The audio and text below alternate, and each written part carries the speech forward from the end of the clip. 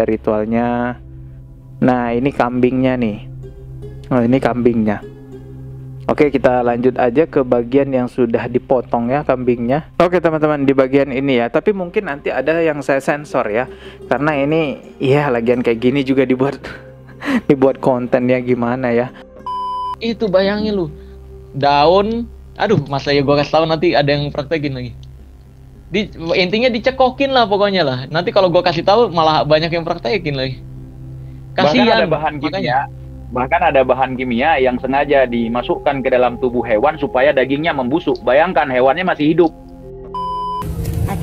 Kaki kanan gosong, darah membeku. Wow, lutut sampai kaki kanan gosong, darah membeku. Wah. Terus paru-paru gosong. Waduh, paru-paru gosong. Ini. Assalamualaikum warahmatullahi wabarakatuh. Selamat datang kembali di channel Dodi Sefriadi. Subscribe dan juga loncengnya ditekan biar nggak ketinggalan video berikutnya yang akan saya upload di channel ini. Teman-teman, kali ini saya kembali lagi mau ngebahas Pak Samsudin. Kok salah nyebut namanya?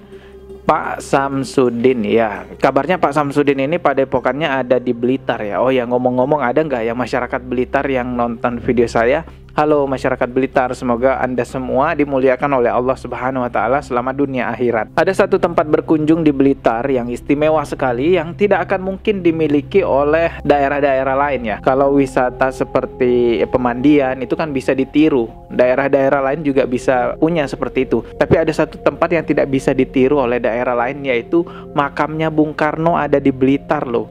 Wah, itu luar biasa. Apalagi ntar ini kan masuk bulan Agustus ya. Sampai pada 17 Agustus kita akan mengenang lagi jasa-jasa para pahlawan ya. Ya begitulah Indonesia, setiap daerah punya kelebihannya masing-masing. Oke teman-teman, kita langsung aja ke pembahasannya. Kali ini saya mengutip berita dari iNews Blitar ID dengan judul beritanya, warga Desa Rojowinangun tutup padepokan Nurzat Sejati milik Gus Samsudin Jadab. Wah, jadi ini warga ya yang meminta untuk padepokan tersebut ditutup teman-teman. Coba saya bacakan sedikit. Ratusan warga ini meminta untuk padepokan Nurzat Sejati ditutup selamanya. Wah, jadi nggak sementara ya, tapi ditutup selamanya permintaan warga. Dan di sini keterangannya ratusan warga. Sejumlah warga juga menurunkan 2 banner yang ada di padepokan sebagai simbol penutupan. Lanjut lagi, ini juga ada berita masih di media yang sama ya. Kades Rojowinangun, saya tidak percaya ilmu Gus Samsudin. Oh, ini Pak Kades yang mintain KTP-nya Marcel Radival ya sebagai persyaratan administrasi. Terus di sini juga ada berita lagi dengan judul warga Desa Rojowinangun, kami juga tidak percaya Gus Samsudin Jadab. Oh, jadi warga sana juga nggak percaya. Oh, ini ada fotonya Mas Naja ini di tengah. Terus kita lihat lagi berita selanjutnya masih di media yang sama ya. Di sini judulnya demo warga Blitar, Gus Samsudin tolak padepokan Nurzat Sejati ditutup. Oh, jadi Pak Samsudin ini masih bersikukuh ya menolak warga untuk menutup padepokannya. Coba kita baca sedikit ya pernyataan Pak Samsudin dalam berita ini. Oke, ini dia guys ya tanggapannya Pak Samsudin, saya bacain. Saya mendirikan padepokan ada izinnya, saya juga ada izin praktek dan tempatnya. Kalau saya mendapatkan izin lalu ditutup, dari mana dasarnya? Kalau saya terbukti melakukan kesalahan, baru akan saya tutup, kata Samsudin. Oh, jadi masih menyangkal ya Pak Samsudin ya. Berdalih mana buktinya ya, harusnya memang ya udah pembuktian aja gitu ya. Tapi kalau misalnya beneran ada agenda pembuktian ulang dan itu terjadi, justru akan terlihat lebih jelas lagi bahwa memang benar di videonya Pak Samsudin itu tayangan-tayangan pengobatannya beberapa ada yang menggunakan trik sulap, yaitu kris petir. Itu sudah tidak bisa terbantahkan lagi dan itu sudah dimiliki oleh Marcel Radival. Ini kris petir. Kris petir. Iya, kayak ini bisa kalau kata dukun tuh buat pembersihan. Widih, coba. Iya.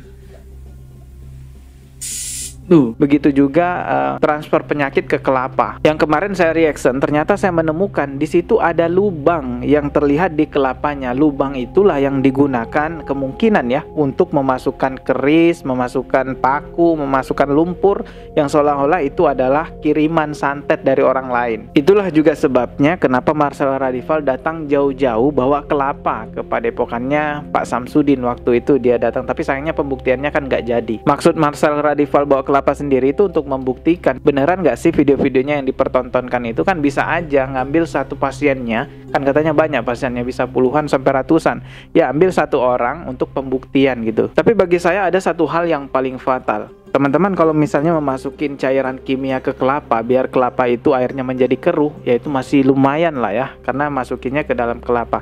Tapi kalau transfer penyakit ke kambing lalu videonya ditampilkan ya, itu video settingan, berarti cairan kimianya dimasukin ke wow, saya nggak bisa ngomong. Bahaya itu ya. Coba kita nonton aja ya sedikit videonya Pak Samsudin, tayangan mentransfer penyakit ke kambing gitu teman-teman ya. Di sini saya udah di channelnya Padepokan Nurzat Sejati, dan ini judulnya Makam Hantu Kuntilanak Pocong Malam Sahur Cinta Pisang Uang Syukur Remote Peti. Apa ini? Apa ini, kok nggak jelas ya? Ya pokoknya judulnya inilah ya. Ini pasiennya teman-teman ya. Ya terlihat di sini ritual-ritualnya gitulah ya. Nah ini ada ritualnya. Nah ini kambingnya nih. Oh ini kambingnya. Oke, kita lanjut aja ke bagian yang sudah dipotong ya kambingnya. Oke teman-teman, di bagian ini ya. Tapi mungkin nanti ada yang saya sensor ya, karena ini ya lagian kayak gini juga dibuat dibuat konten ya, gimana ya. Ya jadi nanti ada yang saya sensor karena kita mematuhi peraturan YouTube ya teman-teman. Kita putarkan coba videonya. Ini tulang belakang darah membeku sama bintik-bintik. Tulang belakang darah membeku dan bintik-bintik gitu ya. Seperti sisik ular. Nih. Seperti sisik ular. Ini bengkak. Ya. Ya selanjutnya kaki, dengkul sampai ya dengkul ya Pak ya. Lutut sampai kaki kanan gosong darah membeku. Wow, lutut sampai kaki kanan gosong darah membeku. Wah. Terus paru-paru gosong. Waduh, paru-paru gosong. Ini. Waduh, maaf banget ya teman-teman, saya sensor ini. Kalau teman-teman mau nonton video aslinya di channelnya Padepokan Nurzat Sejati. Cuma bidik-bidik semua ini, nggak bisa dimakan. Wih. Terus usus tipis, semua usus tipis. Oh iya, ini paru-parunya ya gosong ya, hitam gitu ya. Terus lambung keras. Lambungnya keras. Sama ya lambung juga lah. Sana. Bapak, ini siapa ini? Oh iya, ini. Berapa ini? Saya yang sakit. Oh ini pasiennya tadi. Yang dirasakan apa Pak? Wow, itu tadi guys. Teman-teman, saya ulang lagi ya, kalau mau nonton video lengkapnya di channelnya Padepokan Nurzat Sejati. Ini judulnya ya, nggak jelas juga nih apa artinya, saya nggak paham ya kok gini judulnya. Tapi ya nggak tahu, kalau nanti misalnya dihapus videonya ya berarti hilang. Nah ketika Bang TIJ dan Marcel Radiva live berdua di channelnya Bang TIJ, saya kaget mendengarkan penjelasan beliau berdua tentang transfer penyakit ke binatang itu guys. Coba kalian dengarkan juga ya. Ini ya saya putarkan ke bagian ini aja. Apalagi transfer penyakit yang ke hewan ya. Itu kalau kamu tahu rahasianya, aduh, gue pengen bahas itu. Tapi kan kalau di ilmu merah harus dipraktekin ya. Sumpah gue nggak tega sama hewan ya bang. Betul, itu Dicekokin. dikasih betul, biar busuk itu. Biar busuk bagian dalamnya. Iya, kasihan Betul. banget. Bahkan beberapa kejadian ya, kayak misalkan yang dalam binatangnya ada paku, ada baut. Itu bayangin lu. Daun, aduh, masa ya gua kasih tahu, nanti ada yang praktekin lagi. Intinya dicekokin lah pokoknya lah. Nanti kalau gua kasih tahu malah banyak yang praktekin lagi. Kasihan.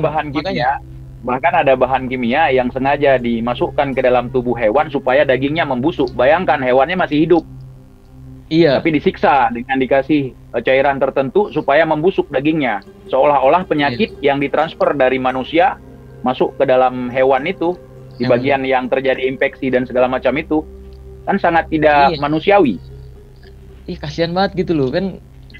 Kalau untuk, makanya gue pengen bahas itu tapi nggak tega kalau gue praktekin. Kalau gue ngomong doang nanti dianggapnya, lu ngomong doang lu gitu. Mana buktinya? Kalau dibuktiin nggak tega gue sama binatangnya.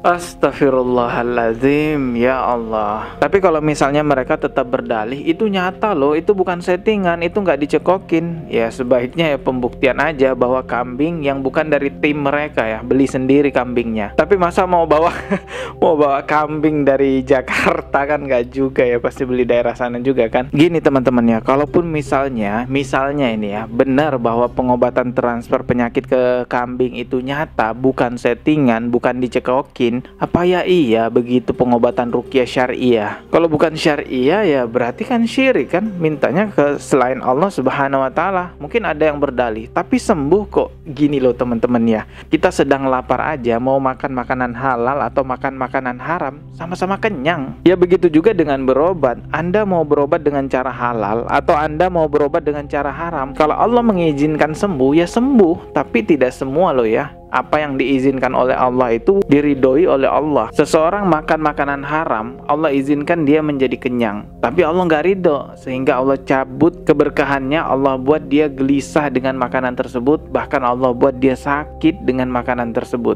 Maka dari itu kalau bisa pilih yang halal, kenapa milih yang haram? Lagi pula di dalam agama kita anjurannya kan milihlah yang halal dan thayyib, yang terbaik. Oh ya, tapi kabarnya kan ini padepokannya Pak Samsudin sudah ditutup. Cuman Pak Samsudin sebenarnya masih punya satu tanggung jawab, yaitu klarifikasi ya mengenai hal yang terjadi ini, dan banyak sekali tanda tanya di konten-kontennya. Akui saja itu settingan-settingannya ya, keris petir, transfer penyakit, batu merah ada 5, batu getar, itu udah akui saja settingan karena udah tidak terbantahkan lagi ya. Kalau tidak diakui itu settingan, tidak ada klarifikasi bahwa itu settingan, ya pengikut Pak Samsudin yang fanatik buta ya akan tetap mempercayai itu sebagai sebuah kebenaran. Tentu ini menjadi syubhat yang berbahaya ya, karena konten-kontennya kan juga tetap tersebar luas di sosial media walaupun padepokannya sudah ditutup. Tadi berita yang di awal kita baca bersama itu kan Pak Samsudin juga menolak ya padepokannya ditutup, bahkan minta buktinya mana kalau saya salah, begitu kata Pak Samsudin. Ya sudahlah Pak, akui saja biar nggak berlarut-larut gitu ya, dan saya doakan semoga Pak Samsudin dibukakan pintu hatinya oleh Allah Subhanahu wa taala.